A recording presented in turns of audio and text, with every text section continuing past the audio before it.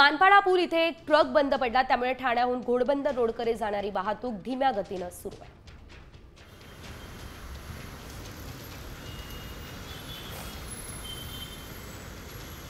तर मानपाडा पूल येथून आढावा आमचे प्रतिनिधी विकास काटेंनी घेतलाय, बघूयात। ठाणेकरांना आज पुन्हा एकदा वाहतूक कोंडीला सामोरं जावं लागलेलं आहे। ठाण्यावरनं घोडबंदर रोडवरनं वसई आणि विरार या ठिकाणी जाणारी जी काही लेन आहे त्या ठिकाणी खूप मोठ्या प्रमाणात आपल्याला वाहतूक कोंडी दिसते। खास करून ही जी काही वाहतूक कोंडी आहे ही एक मानपाडा ब्रिजवरती ट्रक बंद पडल्यामुळे झालेली आहे। ही वाहतूक कोंडी आज सकाळपासून झालेली आहे। संत गतीने आता वाहतूक सुरू झाली आहे। गेल्या 1 ते 1.5 तासापासून या ठिकाणी खूप मोठ्या प्रमाणात वाहतूक कोंडी होती। ही वाहतूक कोंडी फोडण्याचं काम वाहतूक पोलिसांच्या वतीने केले जात आहे।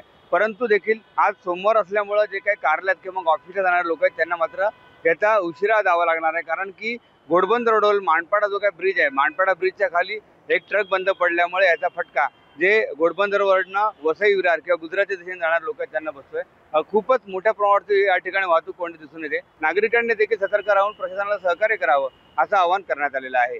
विकास काटे, साम टीव्ही न्यूज, ठाणे।